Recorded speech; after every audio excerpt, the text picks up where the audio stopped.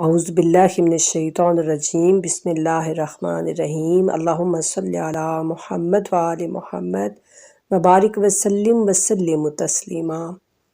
ماہ رمضان المبارک اب ہم سے ودا ہو رہا ہے۔ پوری امت مسلمہ کا دل یقیناً پریشان ہوگا کہ اس قدر فضیلتوں اور برکتوں والا مہینہ اب ہم سے دور جا رہا ہے، اور اگلے سال نہیں پتہ کہ پھر ہم اس کی برکتوں کو سمیٹنے کے لیے موجود بھی ہوں یا نہ ہوں۔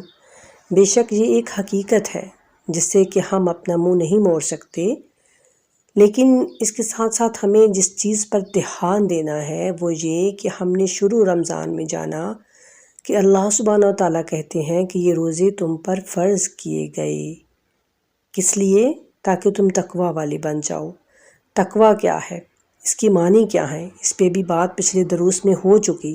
اس کو حاصل کیا کیسے جائے یہ بھی ہم نے قرآن و حدیث سے جاننے کی کوشش کی، اور اب وہ مرحلہ آ گیا ہے کہ اس پورے رمضان کے مہینے میں ہم نے جو اپنے رب کا قرب پایا، اللہ کی برکتیں رحمتیں سمیٹیں، ان سب کو ہم اپنی زندگی میں شامل کیسے رکھیں، کیونکہ ہمارا دشمن جو قید تھا وہ اب رہا ہونے والا ہے، اور بے شک وہ ہر وقت ہمارے ساتھ ساتھ رہے گا اور ہمیں سیدھے راستے سے وہ بہکاتا رہے گا۔ تو آخر اس سے کیسے بچا جائے؟ وہ تو ہمارا ہر برا کام اچھا کر کے دکھانے میں ماہر ہے۔ خود اللہ تعالیٰ قرآن کریم میں فرماتے ہیں کہ وہ لوگوں کے برے اعمال ان کے سامنے سجا سنوار کر پیش کرتا ہے، اور ایسا اکثر ہم نے دیکھا ہے۔ جیسے کہ مثال کے طور پر اسی رمضان میں ہم ذرا اپنا جائزہ لیں کہ ہم نے کیا کیا۔ ہمیں حدیث سے ملتی ہیں کہ روزے دار کا روزہ افطار کروانا بڑے ہی ثواب کا کام ہے۔ بے شک ایسا ہے نا؟ تو ہم کیا کرتے ہیں؟ ہم بنا سوچے سمجھے یعنی ہم کہتے ہیں کہ ہم اپنے عزیز و اقارب کو، دوستوں کو افطار پارٹیوں پہ بلا رہے ہیں، ہم خود جا رہے ہیں۔ ایسا ہی ہوتا ہے نا؟ چاہے وہ بہت امیر ہوں، ان کے دسترخوان بہت وسیع ہوں، ان کے یعنی گھر میں کئی کئی قسم کے کھانے جو ہیں وہ پک رہے ہوں، اور ایسا بھی ہوتا ہے کہ کوئی غریب رشتہ دار اگر ہے تو ہم اس کو بلاتے بھی نہیں ہیں، ہم کہتے ہیں نہیں ان کو رہنے دیں۔ ذرا ہم سب اپنا جائزہ لینا، ہم نے کیا کیا؟ تو ایسا ہوتا ہے، ہم ان کو کھلا رہے ہوتے ہیں جو پہلے سے کھا رہے ہوتے ہیں، جبکہ ہمیں قرآن و سنت کی روشنی میں جاننا چاہیے کہ کیسے روزے دار کا روزہ افطار کروانا سنت ہے۔ اگر ہم اس چیز کا مطالعہ کریں تو ہمیں پتہ چلتا ہے کہ اس روزے دار کا روزہ افطار کروانے پر ثواب ملے گا جس کے گھر کا دسترخوان چھوٹا ہو، یعنی جو نعمتیں ہمیں اللہ رب العزت نے دی ہیں وہ اس کو میسر نہ ہوں۔ یعنی کوئی بہت غریب ہے، چاہے وہ ہمارے گھر میں کام کرنے والے ہوں، چاہے وہ ویسے کوئی رشتہ دار ہوں یا ویسے کوئی لوگ ہوں، تو ان کو اپنی نعمتوں میں سے ہم کھلائیں۔ اپنی جو نعمتیں اللہ سبحانہ تعالیٰ نے ہمیں عطا کی ہیں وہ ہم ان کو بھی اپنے گھر پہ بلا کے ان کی دعوت کریں، ان کو کھلائیں، ان کو پلائیں، تو اس چیز کا ثواب ہے۔ لیکن شیطان جو کہ رمضان میں قید ہوتا ہے، لیکن پھر بھی 11 ماہ اس کے ساتھ جو ہم رہتے ہیں، تو وہ جو ہمارے دل و دماغ پر چھوڑ جاتا ہے اپنا اثر، تو ہماری سوچ کا انداز بھی اسی جیسا ہو جاتا ہے۔ پھر ذرا ہم دیکھیں کہ اس مہینے میں زکوٰۃ، صدقہ و فطرانہ دینے کے لیے کہا گیا کہ اللہ کی راہ میں خرچ کرو، اپنی زکوٰۃ نکالو، اپنا فطرانہ ادا کرو۔ تو اس میں بھی ہمارا رویہ جو ہے وہ کوئی اتنا مثبت نہیں ہوتا، بس ہم اپنے جاننے والوں کو ہی دینا پسند کرتے ہیں کہ جو ہماری تعریفیں کریں، ہماری خوش آمدید کریں، جبکہ اس سال فلسطین اور غزہ کے حالات ہم سب کے سامنے تھے۔ چھوٹے چھوٹے بچوں کی اپیلیں آ رہی تھیں کہ خدا رمضان کے صدقے میں ہی ہماری مدد کر دیں، لیکن نہیں، ہم سوچتے ہیں کہ ان کو دینے سے کسی کو پتہ تھوڑی چلے گا کہ ہم نے کچھ دیا بھی ہے یا نہیں۔ یعنی دکھاوا، ریاکاری، اس سے ہم لوگ بچ ہی نہیں پائے۔ ہم یہی کہتے ہیں کہ نہیں ہم یہاں دیتے ہیں کسی کو پتہ چلے، تو یہ سب کیا ہے؟ اس کے بعد کہ دیکھیں آپ کی رمضان میں کہا گیا کہ بھوکوں کو کھانا کھلائیں اور بے لباس کو لباس پہنائیں۔ تو اس سے آپ کو یعنی اجر ملے گا، ثواب ملے گا۔ تو یہاں بھی شیطان نے کیا کیا، سوچیے ذرا، کہ اس نے ہمیں یہ دکھایا کہ ہم کیا کریں، اپنے لیے ہم 4 جوڑے سلواتے ہیں کہ ہر جمعے کو نیا سوٹ پہن کر نماز جمعہ ادا کی جائے گی، تو یہ بہت ثواب کا کام ہے۔ اپنے لیے یعنی ہم نے کیا، بے لباس کو لباس پہنانے کے بارے میں ہمیں خیال ہی نہیں آیا، ہم نے کیا کیا، خود اپنے بارے میں کیا۔ پھر حکم ہوتا ہے کہ روزہ رکھو تاکہ تمہارے اندر تقویٰ پیدا ہو، یعنی خوب اللہ کہتے ہیں میری عبادت کرو اور میرا قرب حاصل کرو۔ اور ہم کیا کرتے ہیں، ہم روزہ رکھتے ہیں اور کافی دیر تو ہم سو کر گزار دیتے ہیں کہ کہیں ہمیں روزہ نہ لگ جائے، اور پھر تھوڑی تلاوت کرتے ہیں، اس کے بعد نماز پڑھی اور پھر موبائل پہ اپنا وقت گزارنے لگ جاتے ہیں کہ بس ٹائم جو ہے وہ کہیں کسی طرح سے پاس ہو جائے، ٹائم نہیں گزر رہا، اور بس۔ جبکہ رسول اللہ صلی اللہ علیہ وآلہ وسلم کا طریقہ کیا ہوتا تھا، آپ رمضان میں کم سے کم کھاتے تھے کہ نیند کی سستی نہ ہو، طبیعت بوجھل نہ ہو، تاکہ زیادہ سے زیادہ اللہ کی عبادت کی جا سکے۔ یہ تھی رسول اللہ کی عادت اور ان کا طریقہ کہ آپ بہت کم کھاتے تھے اور بہت کم سوتے تھے رمضان میں، اور زیادہ سے زیادہ اللہ سبحانہ تعالیٰ کی عبادت کیا کرتے تھے۔ اس کے بعد رمضان کا جو ہی آخری جو عشرہ ہے وہ شروع ہوتا ہے، جو کہ بہت زیادہ رحمتوں والا، فضیلتوں والا، مغفرتوں والا اور بخششوں والا کہا گیا، کہ جس کی راتوں کو بھی جاگنے اور عبادات کرنے کے لیے کہا گیا۔ تو ہم کیا کرتے ہیں، ہم وہ پورا عشرہ عید کی تیاریوں میں گزار دیتے ہیں کہ بس جی یہ خرید لیا، یہ رہ گیا، یہ لے آئیں، اس طرح سے۔ تو پھر جب ہم تھک جاتے ہیں شاپنگ کر کر کے، تو پھر ہم کہاں سے رات کو جاگ کے تو اللہ کی عبادت کر پائیں گے، نہیں ہوتا نا پھر ہم سے۔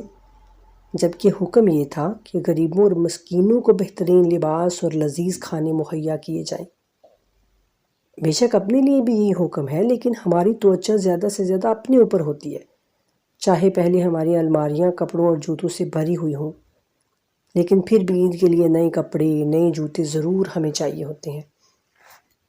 اور مجھے اسی کے ذیل میں ایک واقعہ یاد آ رہا ہے، جو کہ حضرت علی علیہ السلام کا واقعہ ہے، اور وہ بھی اس وقت جب آپ مسلمانوں کے خلیفہ تھے، امیر المؤمنین تھے آپ۔ تو یوں ہی عید آئی تو آپ نے جو ہے بازار گئی کپڑا خریدنے کے لیے، آپ کے ساتھ آپ کا غلام قمبر بھی تھا۔ تو آپ نے دکاندار سے کہا کہ کوئی معمولی سا ایک لباس دکھا دیجئے۔ اس نے ایک جوڑا جو ہے وہ دکھایا، تو جو وہ آپ نے لے لیا بس۔ اس کے بعد مولا نے کہا کہ اب ذرا بہترین لباس دکھاؤ، اچھا لباس دکھاؤ۔ تو پھر آپ نے وہ ایک اچھا لباس اور ایک اچھا جوڑا جو ہے وہ آپ نے خریدا۔ اب آپ کا جو غلام قمبر تھا وہ ساتھ یہ سب دیکھ رہا تھا۔ آپ درزی کے پاس آئی اور کہا کہ یہ جوڑا میرے لیے اور یہ قمبر کے لیے سلائی کر دے۔ اب میں آپ سے پوچھتی ہوں کہ امام نے کون سا جوڑا اپنے لیے اور کون سا قمبر کے لیے کہا ہوگا؟ تو یقیناً آپ میں سے اکثر کا جواب ہوگا کہ جو بہترین کپڑا تھا وہ اپنے لیے، اور جو عام کپڑا تھا وہ غلام کے لیے سینے کو کہا ہوگا، کیونکہ ہم میں سے اکثر کا یہی طریقہ ہوتا ہے۔ لیکن تاریخ میں سنہری حروف سے لکھا ہے کہ مولا نے بہترین لباس اپنے غلام کے لیے اور عام اور معمولی لباس جو ہے وہ اپنے لیے سلوایا۔ اللہ اکبر، یہ ہوتا ہے تقویٰ۔ اور آپ کے غلام قمبر نے جب یہ دیکھا تو اس نے کہا کہ مولا یہ اچھا کپڑا آپ اپنے لیے سلوائیے، یہ بہترین ہے آپ کے لیے۔ تو مولا نے یہ نہیں کہا کہ نہیں میں تو تم پر یعنی کوئی احسان کر رہا ہوں یا کوئی اس طرح کی۔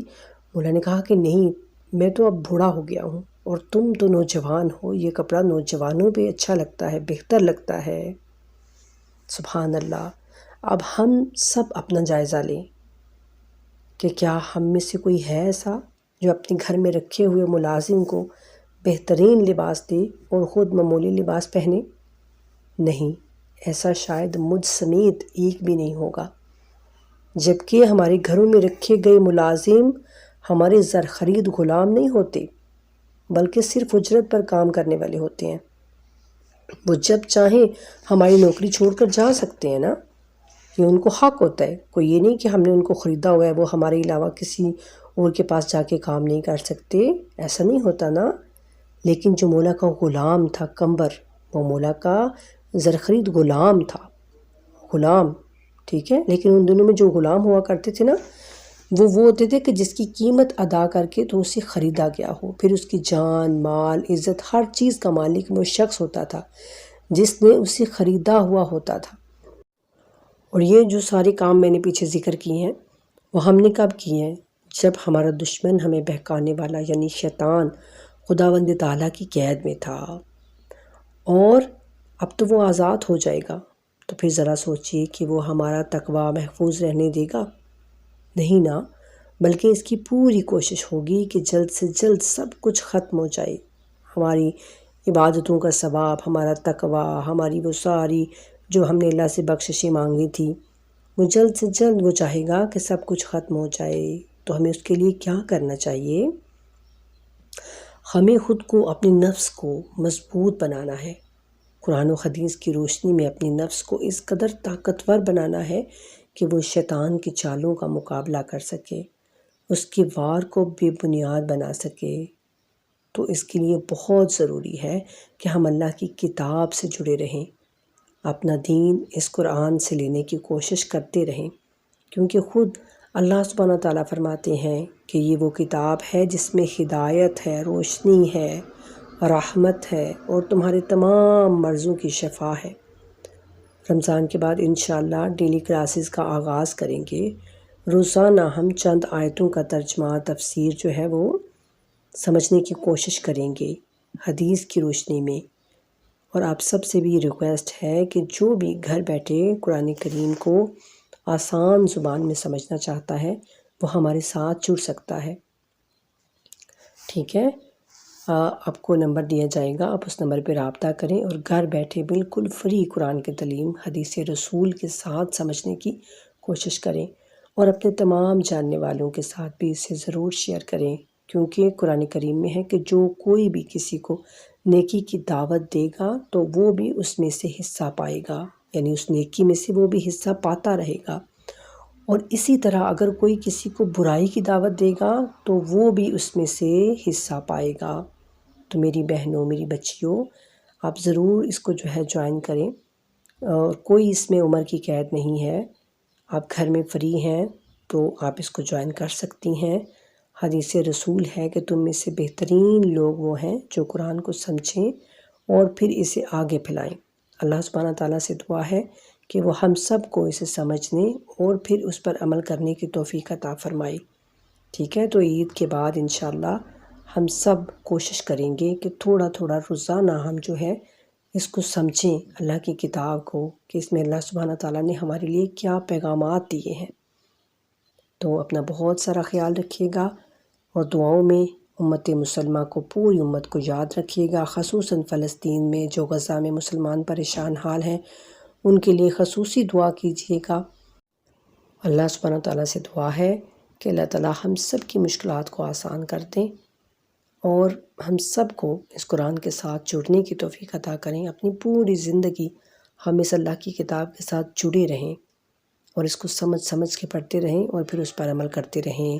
وما علینا الا البلاغ المبین۔ اللہم صلی علی محمد وآل محمد وعجل فرجہم وفرجنا بہم برحمتک یا ارحم الراحمین، آمین ثم آمین یا رب العالمین۔